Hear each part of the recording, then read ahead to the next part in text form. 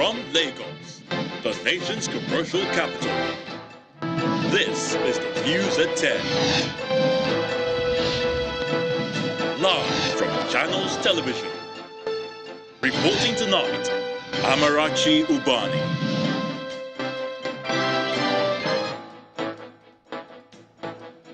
Good evening and welcome. Tonight, an unusual rally in Niger State as APC's presidential candidate Bola Tinubu enters campaign abruptly without making any speech after failed attempts by party leaders to quieten the crowd. After the late start of plenary, Senate asked CBN to considerably adjust its policy on cash withdrawal limits in response to outcry by the public against it. Federal Executive Council approves the 2022 draft whistleblower bill to strengthen the fight against corruption, says public response to the policy has lost momentum. On business news, National Bureau of Statistics to release first quarterly report on the state of labor force using its new methodology in March next year. And on sports news tonight, reigning champions France and the fairy tale of Morocco to advance to the finals of the 2022 FIFA World Cup in Qatar. And in international news from London, Ukrainian officials say they shot down over a dozen drones during a Russian attack on the capital city of Kyiv early on Wednesday morning.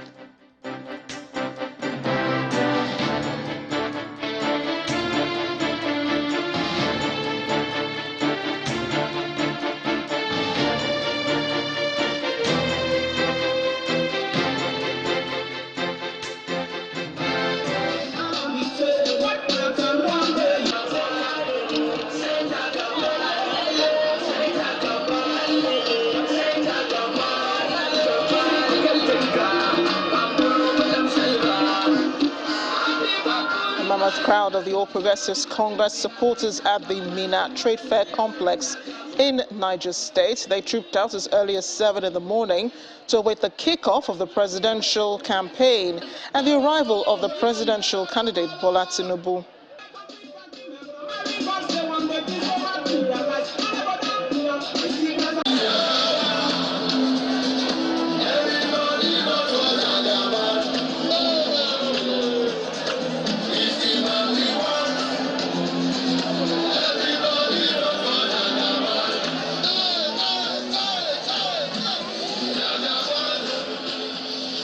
And that is the former national chairman of the All Progressives Congress and other party supporters dancing away at the presidential rally in Mina, Niger State today, where a massive crowd turned out to witness the campaign.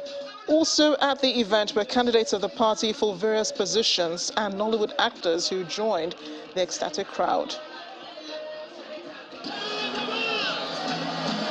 And the man of the hour, by 1 p.m., the APC presidential candidate Bola Tinubu, along with his running mate Kashim Shettima and other party leaders, arrived at the venue. Other party leaders included governors of Kebbi, Abubakar Bagudu, Abdullahi Ganduje of Kano State, Abdullahi Sule of Nasarawa, Badaru Abubakar of Jigawa State, Senate President Ahmed Lawan, and the host governor Abubakar Bello. All efforts by the party leaders to calm the crowd to enable the presidential candidate make his speech was unsuccessful. He ended up not making any before the teeming crowd.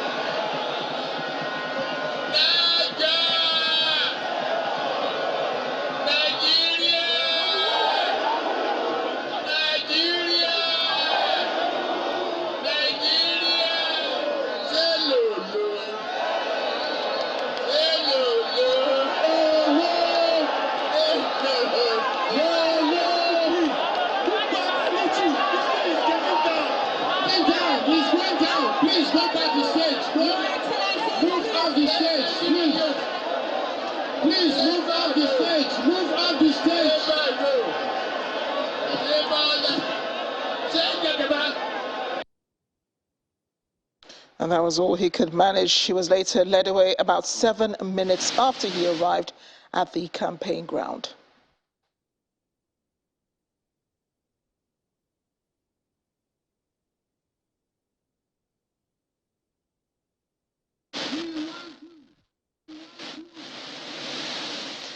Meanwhile, the Independent Resident Electoral Commission, or National Commission, appears to be recording massive turnouts of citizens showing up to collect their permanent voter cards.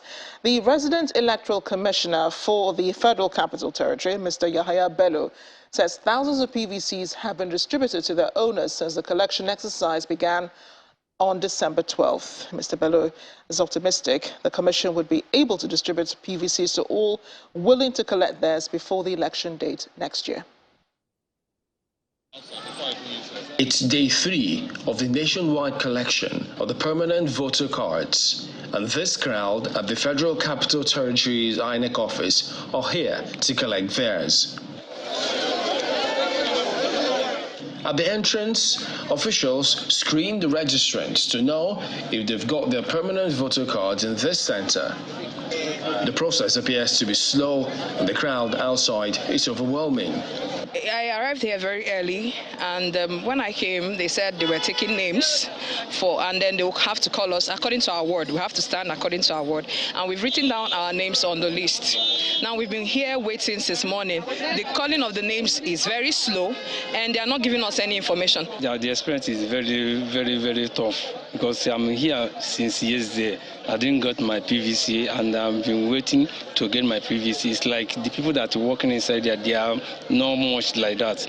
Inside the INEC premises, people queue up according to their wards as officials of the commission sort out their voter cards. I've been here since morning. I came around 6. We've been on the queue, and people, as you know, people will just come in and they will just usher them in, and we've been on the queue. But I'm so happy that I've gotten my PVC. I just came in like 20 minutes ago, and right now I've gotten my PVC. It was smooth and fair. The Independent National Electoral Commission fixed December 12th to January 22nd next year for the collection of permanent voters' cards. The FCT Resident Electoral Commissioner believes strongly that the Commission will distribute all the PVCs before the election begins next year. There is no problem. You see, there is difference between continued voter registration exercise and the collection of PVC. It is easier to collect this PVC than the continued voter registration exercise. In no time. We have just started on Monday, Tuesday, today is Wednesday. In the next 1 week, when you come here, you say that the crowd is going to reduce, and every day we meet to ensure that a new system is devised to ensure smooth collection of these PVCs. So this is what we have been doing. So there are over 10 million permanent voter cards to be distributed from the recent continuous voter registration exercise alone. Many of those who registered to vote are hoping to collect their cards before the elections begin next year. And as part of efforts at encouraging women to participate in politics, especially in the run-up to the 2023 general elections, Action Aid Nigeria is urging all women, particularly in the rural areas, to ensure they vote other women into elective offices regardless of their political affiliations. The country director of Action Aid Nigeria, Ene Obi, made the call at the 3rd Annual Women's Conference in Abuja, championed by Action Aid and funded by Global Affairs Canada. I want to state it here, that in your states as you are organizing, it is very, very important for you to look at every woman. As women, we have no tribe. As women, we have no religion.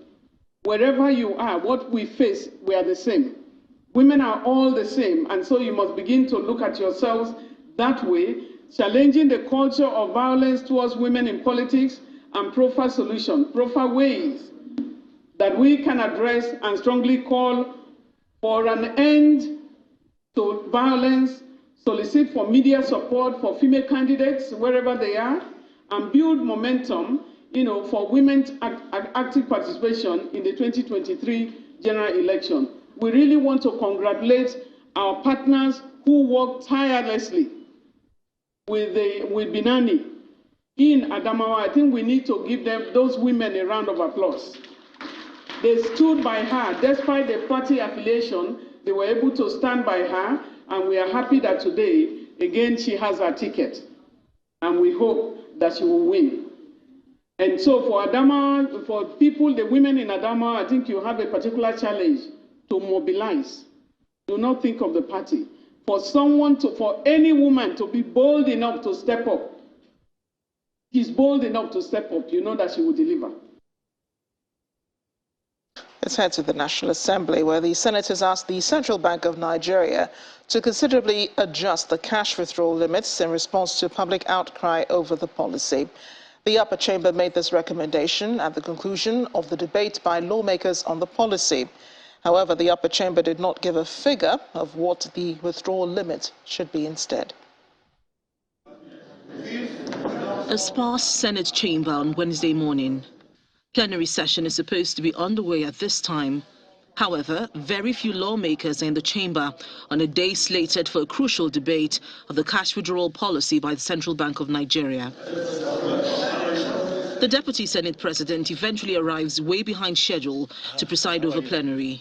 Moving along, the chairman of the Committee on Banking presents the highly anticipated reports of his committee's engagement with the Central Bank of Nigeria on the cash withdrawal policy of the Apex Bank, which is expected to come into effect on January 9, 2023. He gives justifications for the reinstatement of a full cashless policy and nationwide implementation. The Central Bank latest action on Naira redesign and nationwide implementation of cashless policy are intended to further sustain this achievement in the quest to foster a safe, credible and efficient payment system that is the pride of all Nigerians and the envy of the world. It is neither targeted at any segment of the society nor intended to disenfranchise hardworking Nigerian citizens and businesses as insulated in some parts. The debate begins.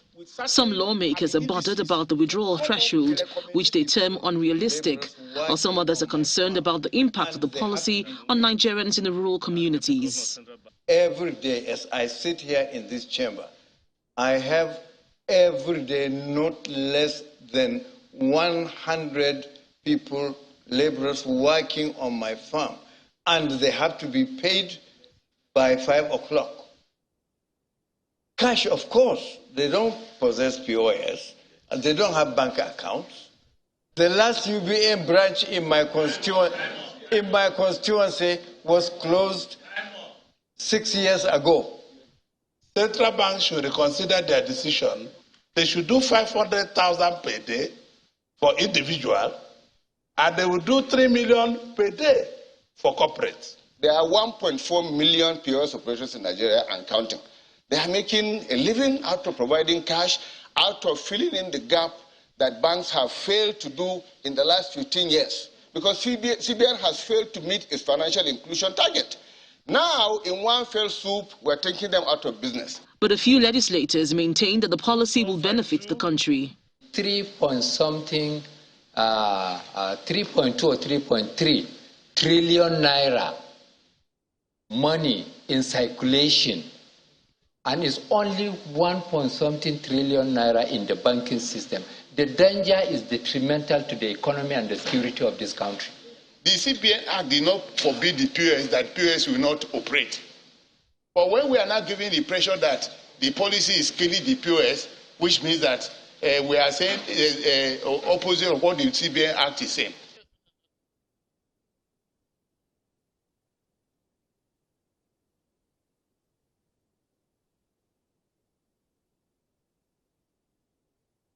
I do apologize for the loss of audio in that report. We'll get it to you as soon as we can.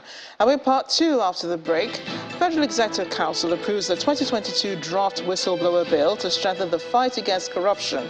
Plus, EFCC continues auctioning of assets forfeited to the federal government, this time in Ibadan, the Oyo State capital. We'll have all of that in a moment. Please join us again.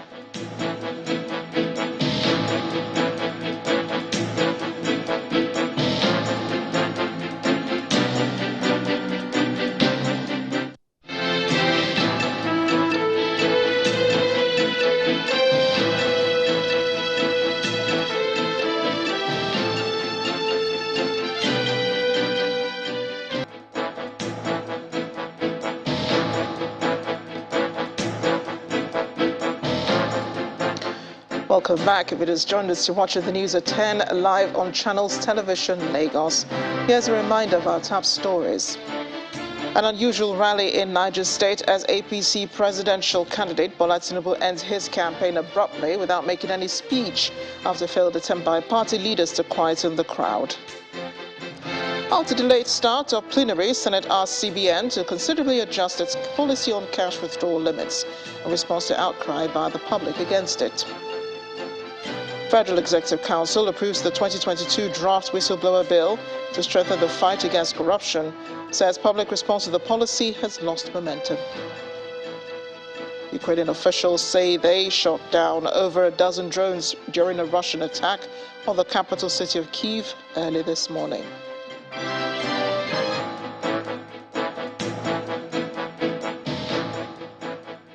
We continue with the lawmakers. In the House of Representatives, lawmakers have rejected a bill to establish a diaspora trust fund.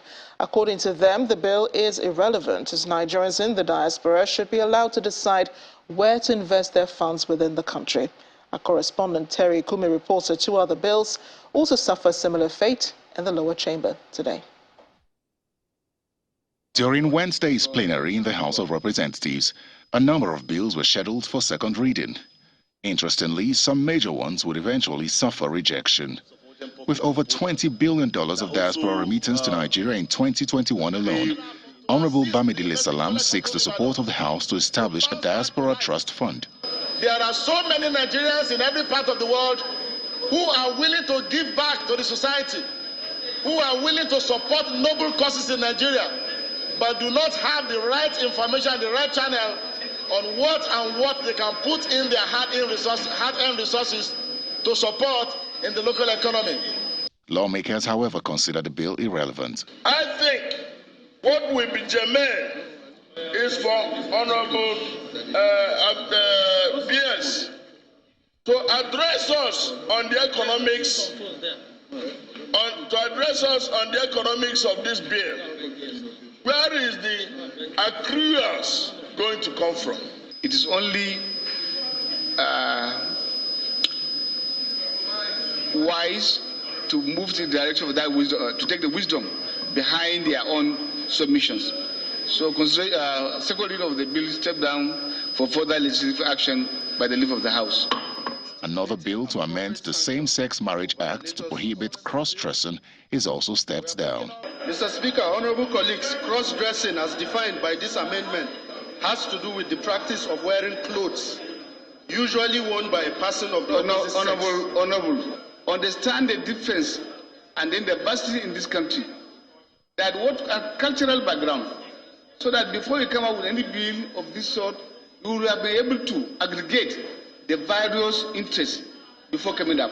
My take is that you should step down this bill for further legislation.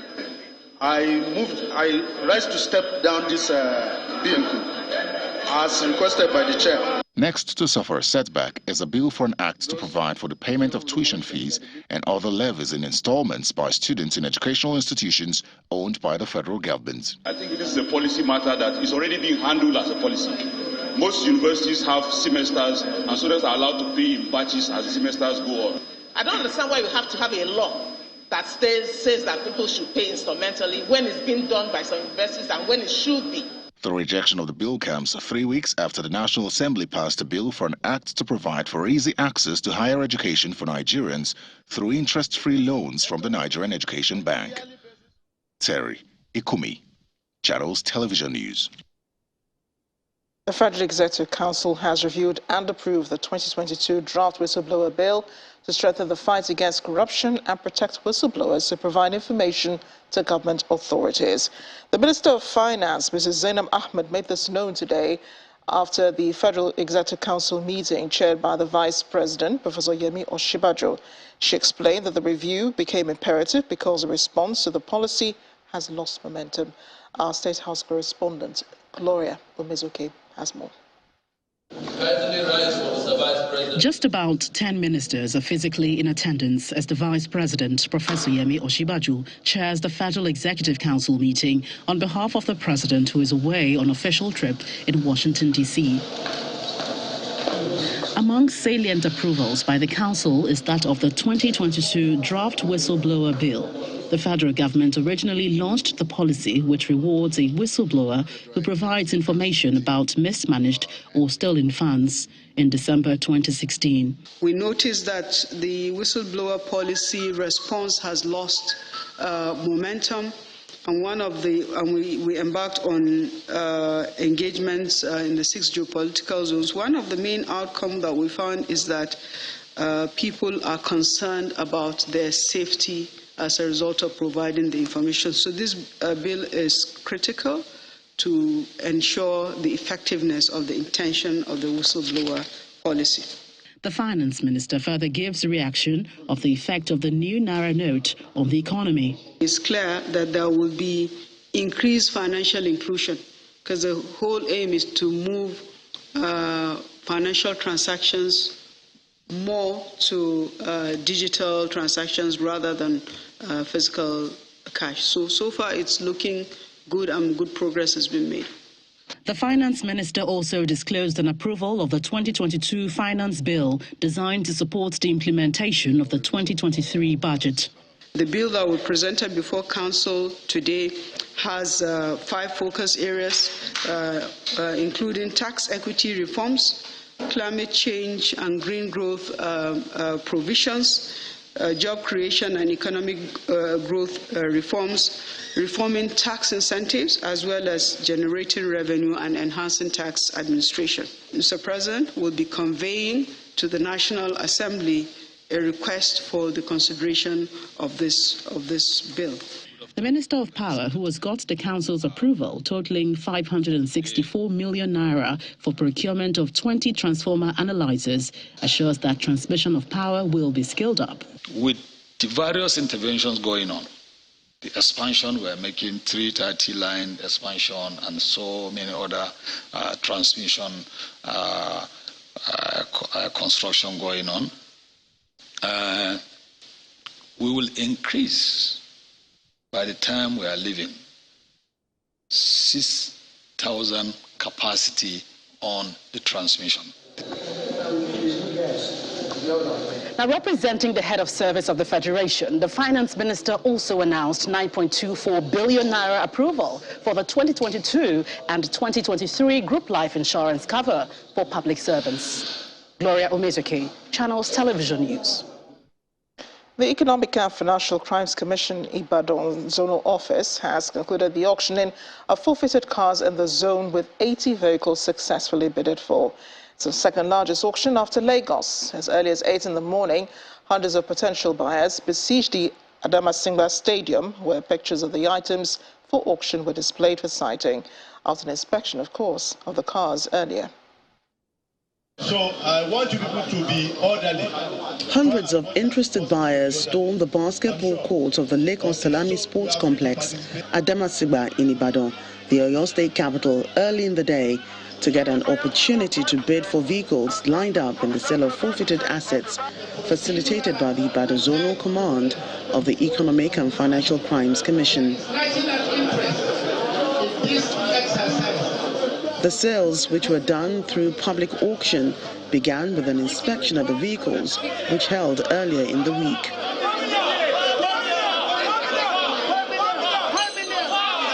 However, the entire process started on December 6 at the Lagos command of the agency before spreading to the zonal commands for wider participation. People were invited from far and near, and auction was done in a good manner. The behaviors of the bidders was so excellent, and the supervision of the staff was good. So now we have conducted the auction. We are looking for the time that is allowed for the bidders to pay, and we are preparing the records for them to come and pay as usual. No fewer than 80 vehicles were auctioned during the exercise in Ibadan. The EFCC, when they want to advertise next time for such auction, I think they should try to scale the number of participants down.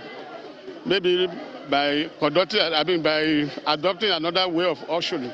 The crowd was mammoth yesterday, but then, today it was quite, the process was sanitized a little, and the open bidding has been at least successful. I have a starting bid of 1,400,000. The Ibadan Zonal Command of the EFCC has been commended for keeping the assets in good condition and for making the exercise transparent. But some appeal to the government to reduce the price of such assets in subsequent auctions so more people can participate. To the Judiciary, a federal high court sitting in Abuja has vacated its order committing the Inspector General of Police, Usman Baba, to prison for contempt. In a ruling today, Justice Bolaji Olajuwon held that there was evidence before her court that the IGP had substantially complied with the court's earlier order directing the reinstatement of an officer, Patrick Okoli, who was compulsorily retired. He further stated that in view of the development, the application by the IGP seeking the vacation of the committal order was worthy of sympathetic consideration and therefore set aside. The judge had in the November 29th ruling convicted the IGP and sentenced him to a 3-month jail term for failing to obey the October 21, 2011 judgments of the Federal High Court reinstating Okoli.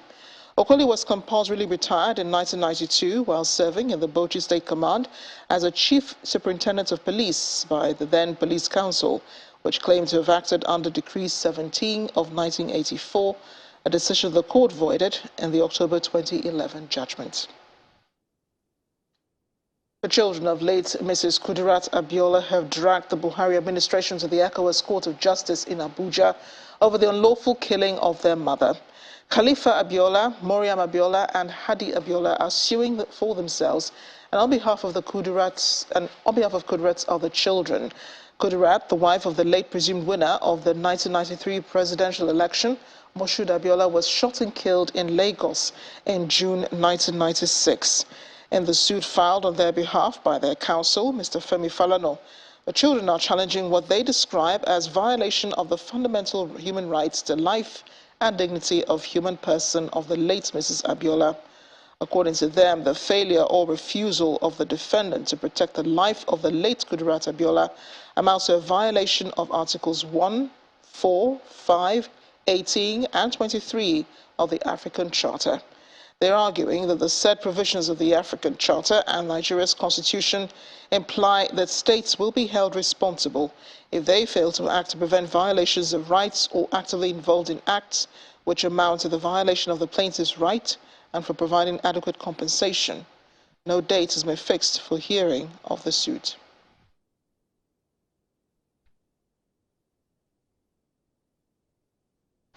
Still ahead on the news at 10, the National Bureau of Statistics to release first quarterly report on the state of labor force using its new methodology in March next year.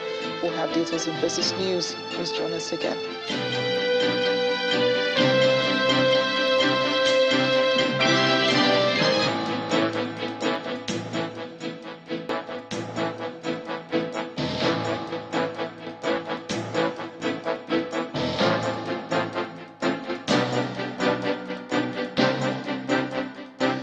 Welcome back. The second Niger Bridge is ready for opening tomorrow for temporary access to motorists.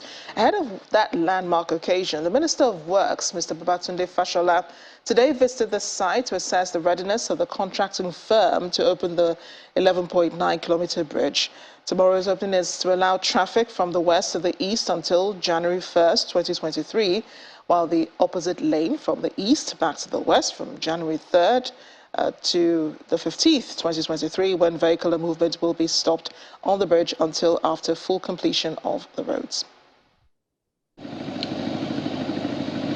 The second Niger Bridge is a sight to behold, with its sprawling 8 lanes and other adjoining road infrastructure put in place by the contracting firm. These are the toll gates standing tall across the bridge, ready for activation and operation. The sights and sounds here speaks volumes. For a bridge, the government is working round the clock to get ready for the temporary opening for the Yuletide season. a development which brings the Minister of Works and Housing, Mr. Babatunde Fashola, here on an inspection tour to ensure that everything is in place. The engineer representing the Ministry of Works and Housing says work on the bridge is at an advanced stage and everything is being done to put the facility to use as promised by the supervising ministry. It is important to also note that the traffic is going to be one way. We don't want a situation where any vehicle will oppose the flow of traffic. And for that, we've also put some measures in place in terms of improving some of the existing roads for the communities around here to use it to go to their communities and exit their communities without opposing the flow of traffic here. A drive by the Minister of Works and Housing and his entourage takes the team from the Asaba axis down to the Owerri Road interchange and back. After that, the minister speaks about the work so far, as well as the source of funding for the bridge. Sometimes it just takes days to cross the river because the old bridge has been outgrown by our population and our economic size. So a lot of people have talked about a solution, but the Buhari administration decided to implement one, which is to build the bridge, whatever it took. So wherever the funds came from, investment income from our oil assets, repatriation of some funds that were stolen out of Nigeria came in from the U.S., and the result is now what we see. In 2018, the administration of President Muhammadu Buhari re-awarded the second Niger Bridge contract to Julius Berger Company after over a decade of going back and forth. Expectations are high as the bridge will be opened, albeit temporarily for use during the Yuletide season, and with officers and men of the Federal Road Safety on ground, the usual congestion at the bridge head axis may be non-existent this time. To some company news now, shareholders of Dangote Cement have given approval to the management of the company to undertake a share buyback of up to 10% of its issued shares, effective from the date of the resolution. The company had earlier indicated an interest in undergoing a share buyback program for the purpose of improving the company's return on equity and its shareholder value to facilitate the long-term growth of the company. The authorization was given at the company's extraordinary general meeting in Lagos. With senior executives, the board of directors, and 270 shareholders physically present and by proxies, the extraordinary general meeting of Dangote Cement is duly convened to deliberate on a matter that requires urgent attention. Shareholders of the company are expected to vote on the board's plan to repurchase up to 10% of its issued shares. Much more important for this exercise. Before the voting, shareholders are given the opportunity to ask questions and seek clarity on the plan. What will be the benefit of the entire shareholders at large, both the merit and demerit? If the company is buying back, you should buy back and it should affect all the shareholders as a pro rata issue. And I want you to address that. The board's recommendation to repurchase up to 10% of the company's shares is based on the board's corporate strategy to position the company for a long-term growth. The board believes that the program benefits all shareholders by increasing the company's earnings per share, thereby improving the company's return on equity and shareholder value. The program is also an avenue to return cash to shareholders and a valuable tool for managing the capital structure of the company. The voting session turns out a result indicating 100% approval from the shareholders, with many describing the exercise as laudable and a win-win situation for all. I've gone through the explanatory notes. It's very detailed, sir. So anybody that goes through the explanatory notes will agree with me that we don't need to waste our time here, because the essence of this share buyback is to increase long-time shareholders' value, and that is what we need. Among other resolutions, the shareholders authorized that the memorandum and articles of association of the company be amended as applicable upon completion of the share buyback to reflect the company's share capital. And for more business news, here's Will Ibon.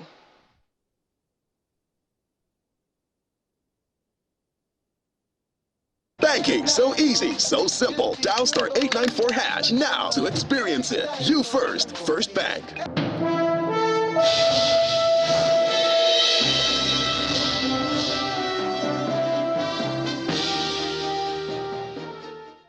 Thanks, Amarachi.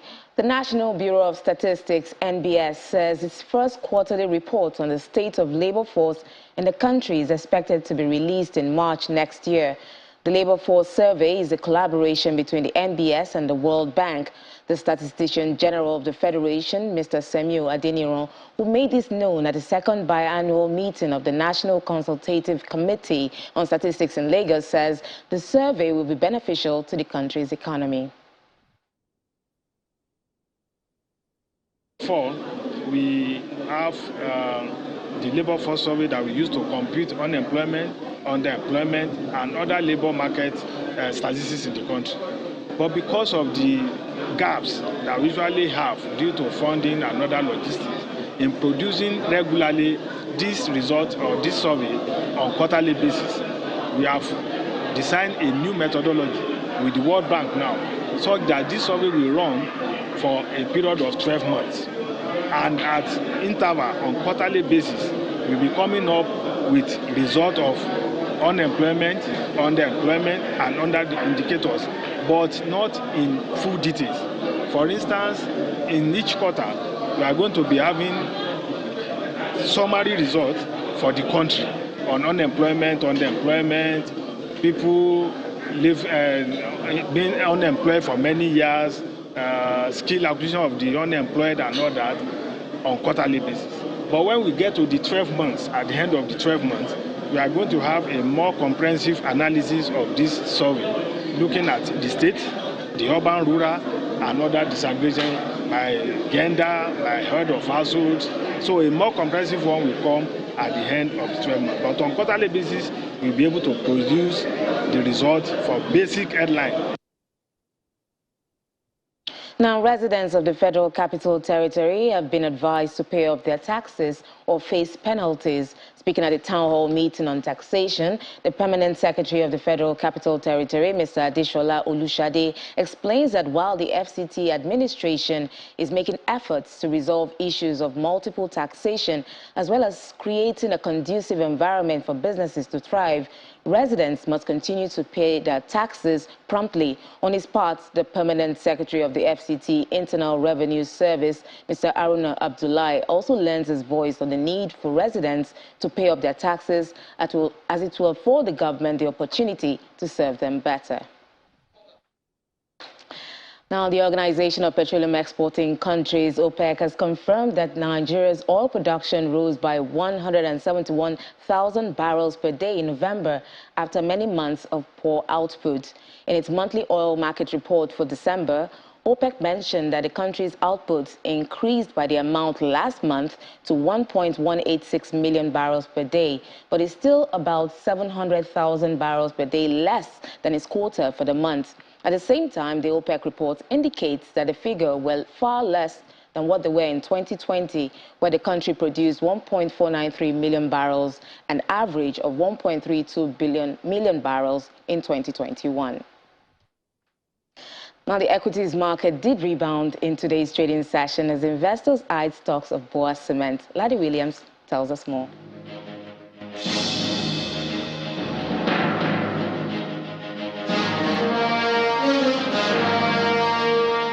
Hello and welcome to the Stock Market Report, and we're back in the green today. That's not a bad move. You see the All Share Index there, 0.28%, 48,988 level.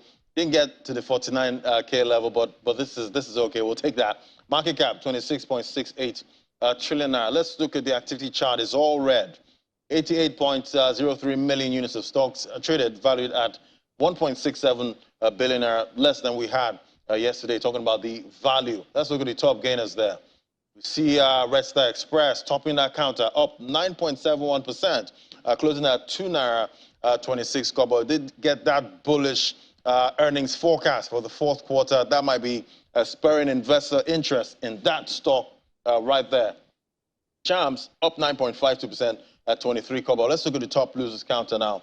We see Prestige there topping that counter, down 8.70% at 42 kobo. And it's a positive market breath today. But the market mover today was actually Boa Cement there, adding to its share price. That spurred the market up today to close in the green.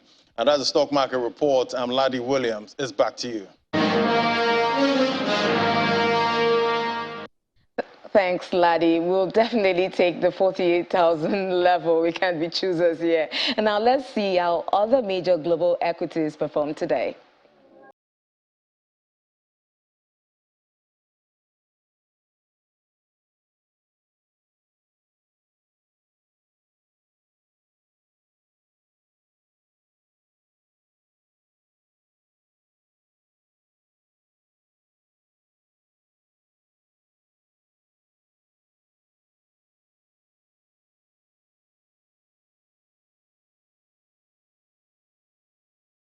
And that's a wrap on business news. It's back to Amarachi for the rest of the news at 10.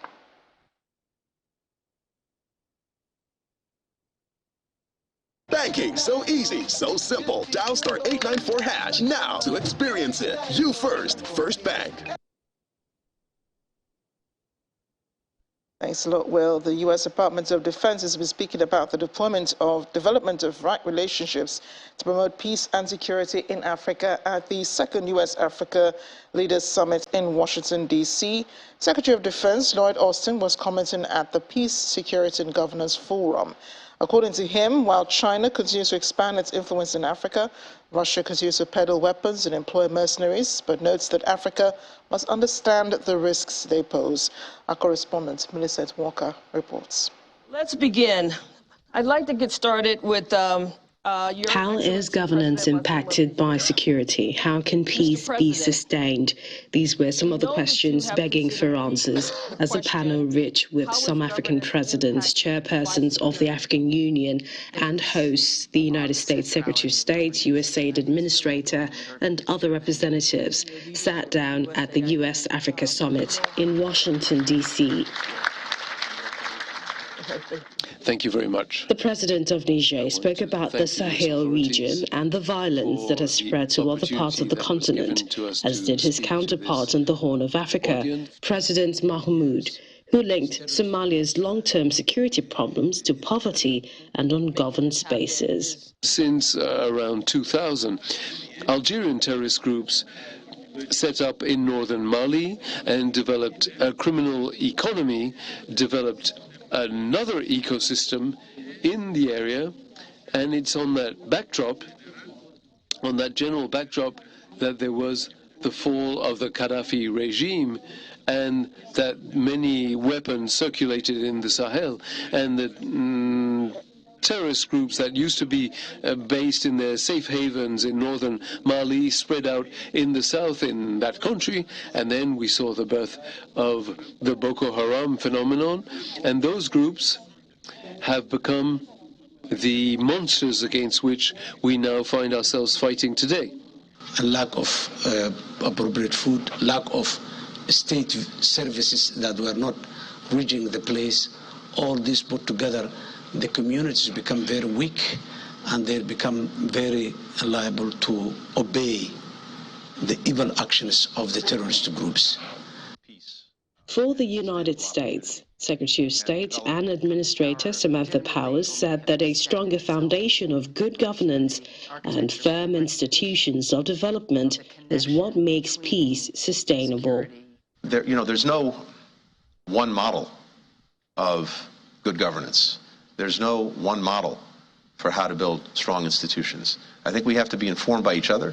We have to be informed by local conditions, local needs, get the balance right so that we're also dedicating resources, time, and attention to trying to build a stronger foundation a stronger foundation of good governance, of strong institutions, of development, not simply emergency humanitarian response. That's what makes peace sustainable. That's what makes opportunity real. There absolutely has to be an economic dividend on security consolidation and on governance, you know, when you have leaders in place who are trying to deliver for their people. Then the AU chairperson is welcomed and gives his recommendations. To serve democracy in Africa, we must contribute to reestablishing peace and destroying this double standards, this double injustice in Africa.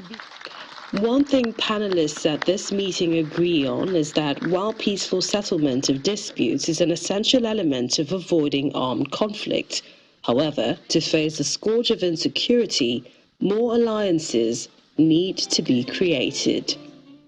Millicent Walker, Channels Television News.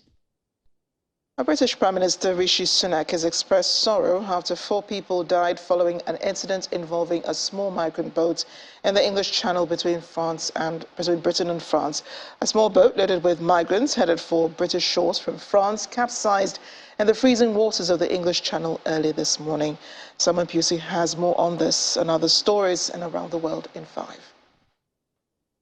Good evening and welcome to the Channel's studios here in London with your international news around the world in 5. Ukrainian officials say they shot down over a dozen drones during a Russian attack on the capital city of Kyiv early on Wednesday morning. Explosions rocked the central Shevchenkivsky district as air defences shot down what was said to be Iranian-made Shahed drones. The regional headquarters in Kherson were also shelled. Russia has repeatedly targeted Ukrainian energy infrastructure since October with missiles and drones. President Zelensky said 13 drones were fired at the capital, but that they were all shut down.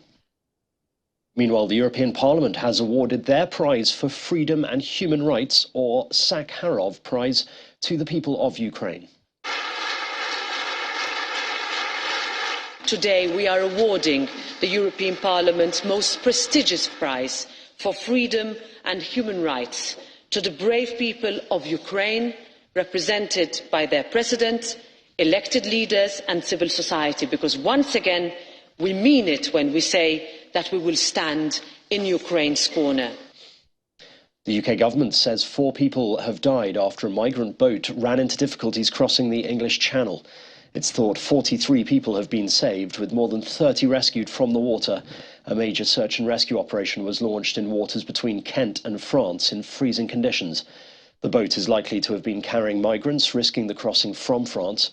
A government spokesman said authorities were alerted at 3:05 in the morning to a small boat in difficulty off the coast of Dungeness, 30 miles west of Dover. Prime Minister Rishi Sunak earlier expressed his sorrow at the tragic loss of human life. Mr. Speaker, I'm sure the whole House will share my sorrow at the capsizing of a small boat in the Channel in the early hours of this morning and the tragic loss of human life. Our hearts go out to all those affected and our tributes to those involved in the extensive rescue operation. Thank you, Mr. Speaker. Can I join the Prime Minister? Our prayers go out to those who capsized in the freezing waters of the Channel last night. The death toll from floods and landslides caused by intense rains has risen to at least 120 in Democratic Republic of Congo's capital, Kinshasa. Major roads in the city centre were submerged as heavy rains continued for hours and several homes collapsed. Many of those who died were in hillside areas which suffered landslides on Tuesday. The government has announced a 3-day period of national mourning. Hundreds of Moroccan football fans have been left devastated as last-minute flight cancellations look set to stop them travelling to Qatar for the World Cup semi-final. Morocco's national airliner, Royal Air Maroc, had planned to run 7 additional flights ahead of the game. It made the decision after Morocco's FA promised to give fans 13,000 free tickets to the game with France. But on Wednesday it said Qatari officials had blocked the flights. And a SpaceX rocket is due to launch on Thursday, carrying a NASA satellite designed to conduct the first global survey of Earth's surface waters, helping shed new light on the mechanics and consequences of climate change. The Falcon 9 rocket is set to blast off from the Vandenberg U.S. Space Force base around 170 miles northwest of Los Angeles. Scientists hope it will collect high-definition measurements of oceans, lakes, reservoirs and rivers over 90% of the world's surface. It's hoped the data should help our understanding of how oceans absorb atmospheric heat, as well as carbon dioxide and other greenhouse gases. So I think what I'm most excited about is I want to see a picture of the amount of water flowing through all of the world's rivers into the ocean, all collected from space, right? Like, imagine an animation where I could show you not just like the output of some model that someone created, but actual real data that's saying, hey, look, I can tell you for any big river system in the world, I can tell you how much water is coming out of that right now. And we're doing that from a satellite. I mean, that's just fundamentally really cool. And it's also something that would really help us better understand the world's water cycle. And that's your international news around the world in 5. Now back to the channel's studios in Lagos.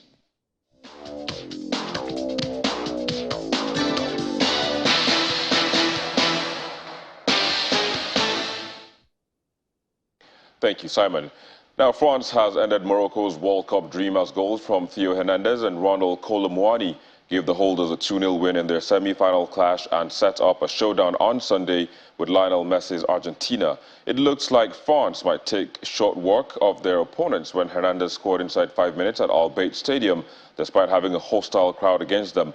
But Morocco, the first African team ever to reach the last 4 at the World Cup, fought on despite losing key players to injury, only to see substitute Colomwani seal victory for Le Bleu with a late second. It will be France's 4th World Cup final in 7 editions, and they are hoping to become the first team since Brazil 6 years ago to retain the trophy when they take on Argentina at Lusail Stadium on Sunday. Now, with the world's biggest football showpiece winding down, organizers say all this while the tournament has been protected by an international military task force, including from the skies by personnel and fighter jets from Britain's Royal Air Force. 8 Eurofighter Typhoon jets are always stationed at Dokken Air Base and are being used to help keep the tournament secure. They are part of 12 Squadron, a joint Royal Air Force and Qatari Emirate Air Force squadron that was established in 2018 as part of a training program after Qatar agreed to purchase Eurofighter Typhoon jets. A 10-woman visiting Heartland Queens this evening pulled off a shocking result in March Day 3 of the 2022-23 Premier League of Nigeria as they earned their first points of the season, forcing defending champions Bayelsa Queens to a goalless draw in Yenagoa.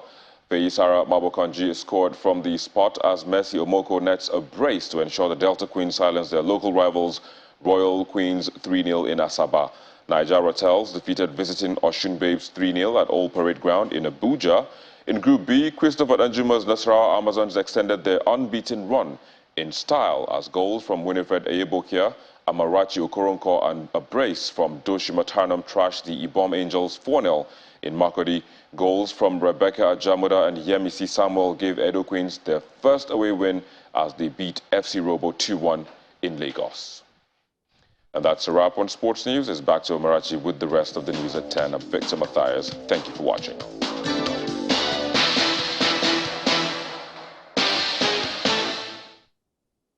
Thanks a lot, Victor. And the main news again, the APC presidential candidate Bola Tinubu today held an unusual rally in Niger State as he ended his campaign abruptly without making any speech after failed attempts by party leaders to quieten the crowd.